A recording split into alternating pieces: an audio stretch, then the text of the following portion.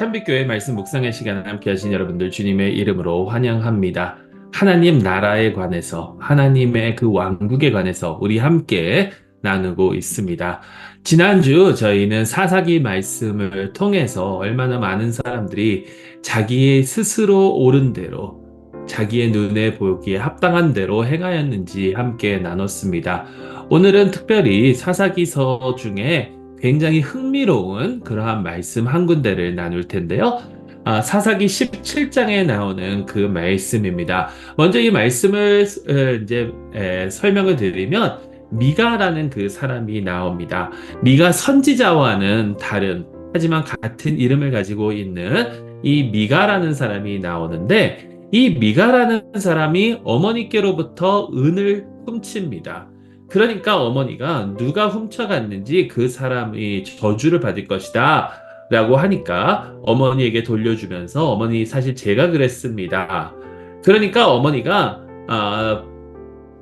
이것으로 너는 복을 받을 것이라고 하면서 신상을 만들어 줍니다. 그 신상을 만들어 줬을 때에 미가가 그것을 가지고 자기의 아들 중 하나를 제사장으로 삼아서 거기서 이제 예배를 드리는 거예요.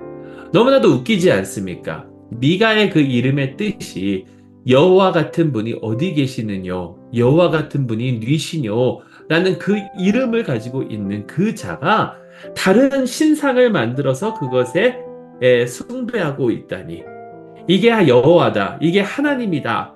라고 하면서 거기다가 숭배를 하고 있고 그것도 모자라서 자기의 아들을 제사장으로 삼아서 그렇게 살아가고 있었다라는 거예요. 그러면서 6절에 그때는 왕이 없으므로 각기 다 자기의 소견에 옳은 대로 행하였다라는 그 말이 이 사사기서 17장 6절에 나옵니다. 그러면서 이제 7절부터 13절 제가 봉독하도록 하겠습니다. 유다 가족에 속한 유다 베들레헴에 한 청년이 있었으니 그는 레위인으로서 거기서 거류하였더라. 그 사람이 거주할 곳을 찾고자 하여 그 성읍 유다 베들레헴을 떠나가다가 에브라임 산지로 가서 미가의 집에 이르매 미가가 그에게 묻되 너는 어디서부터 오느냐 하니 그가 이르되 나는 유다 베들레헴의 레위인으로서 거류할 곳을 찾으러 가노라 하는지라. 미가가 그에게 이르되 내가 나와 함께 거주하며 나를 위하여 아버지와 제사장이 되라. 내가 해마다 은 10과 의복 1벌과 먹을 것을 주리라 하므로 그 레위인이 들어갔더라. 그 레위인이 그 사람과 함께 거주하기를 만족하게 생각했으니 이는 그 청년이 미가의 아들 중 하나같이 됨이라. 미가가 그 레위인을 거룩하게 구별하매 그 청년이 미가의 제사장이 되어 그 집에 있었더라. 이에 미가가 이르되 레위인이 내 제사장이 되었으니 이제 여호와께서 내게 복 주실 줄 아노라 하니라. 아멘. 하나님의 말씀입니다. 자, 여러분, 얼마나 어처구니 없는 그런 상황입니까? 레위인은 이스라엘에서 땅을 기업으로 받지 못했습니다. 레위인은 하나님께서 기업이시기 때문에. 그래서 12지파가 11지파 플러스 므낫세와 에브라임이죠. 요셉의 아들 둘. 그 12지파가 나뉘었을 때 이 레위인들은 그 다른 지파에 거하면서 퍼져서 이렇게 나가서 거기서 거하면서 레위인으로서의 그 역할을 해야 됐습니다. 그 레위인 중 하나가 유다 베들레헴에 거하는 레위인이었는데 이 사람이 자기의 그 지역을 떠나서 에브라임 산지로 가다가 거기서 미가를 만나게 되고 미가가 그에게 당신이 누구냐 하니까 나는 레위인이다 라고 대답을 하죠. 그러니까 미가가 뭐라 그래요? 들어와서 내 제사장이 되고 내 아버지가 되라. 내 아버지가 되라는 것은 영적 지도자들이 영적 리더들이 아버지 같은 역할을 했기 때문이라는 거죠. 자, 미가가 그렇게 얘기합니다. 그러면서 레위인이 그래서 미가의 집에 거하게 되고 아까 말씀드렸던 그 신상 앞에서 하나님을 섬기고 있었다라는 거예요. 그러니까 11절에 뭐라 그러냐면 말씀에 10절에는 네가 나에게 와서 내 아버지가 되고 내 제사장이 되라고 했는데 11절에는 그가 미가의 아들같이 되었다라고 전하고 있습니다. 뭔가 굉장히 뒤바뀐 거예요. 굉장히 아이러니합니다. 역설적입니다. 그러면서 거기서 제사장이 되고 미가가 뭐라 그러냐면 이제 레위인이 내 제사장이 되었으니 이제 여호와께서 나를 축복하실 것이다. 여러분, 레위인이라고 다 제사장이 되는 것도 아니에요. 아론의 자손만 제사장이 될 수 있는데 처음에는 자기의 자식을 제사장으로 삼았다가 이제 레위인이라도 이제 제사장으로 삼았으니 이제 여호와께서 내게 복을 주실 것이다. 이 말씀을 보면서 어떤 생각이 드십니까? 여러분 보세요. 미가는 스스로를 정당화하고 있습니다. 어머니께로부터 돈을 훔친 비극으로부터 시작을 하죠. 그러면서 그 돈을 돌려주니까 어머니께서 신상을 만들어 줬고, 나 외에는 다른 신을 섬기지 말라라고 하셨고, 너를 위하여 그 어떠한 형상도 만들지 말라라고 하셨는데, 그 형상을 만들어서, 물론 이게 다른 신이라고 얘기는 하진 않았겠죠. 이게 여호와다라고 했겠지만, 어쨌든 간 그 신을 만들어서 그 앞에 절하고, 자기의 멋대로 자기의 아들을 제사장으로 삼았다가, 이제 레위인을 제사장으로 삼고 스스로 레위인을 구별해서 거룩하다 하고 그러면서 하는 말이 뭡니까? 이제 레위인이 내 제사장이 되었으니 여호와께서 나를 축복하실 것이다. 여러분 이게 말이 되나요?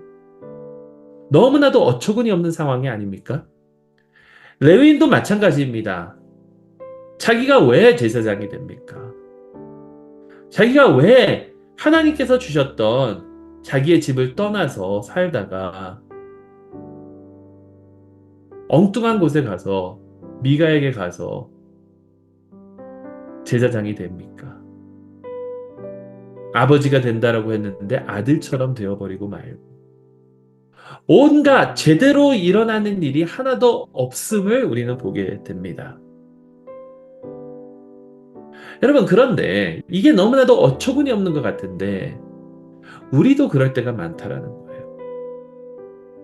우리 스스로 어떤 것이 옳고 우리 스스로 어떻게 하는 것이 좋다라고 생각을 해놓고 나서 그것을 하면서 이게 내가 볼 때는 너무나도 좋은 것이니까 하나님께서 나를 축복해 주시겠지라고 하면서 스스로를 정당화하는 아무리 이게 하나님의 말씀이 하나님의 말씀에서 금한 거라고 하여도 아니 이렇게 하면 하나님께 영광이 돌려지고 한다라고 스스로 착각하면서 스스로 정당화하는 그러한 삶을 우리는 살고 있지 않느냐라는 거예요. 사실은 내 욕심인데, 사실은 내 베네핏인데, 사실은 내가 원하는 것을 하려고 하는데, 그런 것들을 하려고 하다 보니까, 이게, 이렇게 하면 하나님께서도 봐주시겠지. 이렇게 하면 하나님께서도 축복해 주시겠지. 이게 좋은 일에 쓰여지는 건데, 이게 남에게 베네핏을 주는 건데, 라고 스스로 정당화할 때가 너무나도 많다라는 거예요. 하나님의 말씀은 어긴지. 여러분, 이 결과의 비극은 나중에는 전쟁과 분열과 멸망으로 이어진다는 사실을 우리는 알아야 돼요. 나중에 다한 지파가 와서 이 미가를 벌하고 제사장을 뺏어가고 그러면서 이스라엘 안에서 온갖 치욕스러운, 온갖 더러운, 온갖 악한 그러한 불행으로 이어졌다라는 사실을 우리는 기억해야 됩니다. 하나님의 나라는 내 생각에 옳은 대로 하는 자들의 나라가 아니에요. 하나님의 나라는 오로지 하나님 말씀대로 사는 자들, 하나님 말씀대로 순종하는 자들, 하나님께서 참으로 통치하는 그러한 곳이 하나님의 나라라는 것을 우리는 기억해야 될 줄로 믿습니다. 내 생각대로가 아니라 오로지 하나님 말씀대로 살아가는 저와 여러분들이 될 수 있기를 간절히 소망합니다. 우리 말씀을 기억하시면서 한 가지 질문 드리도록 하겠습니다. 내가 원해서 내 욕심을 위해서 어떠한 일을 하면서 그것들을 스스로 정당화했던 적은 혹시 없는지 한번 묵상해 보시기 바랍니다. 그리고 그것들을 주님 앞에 내려놓고 회개하며 나아갈 수 있기를 간절히 소망합니다.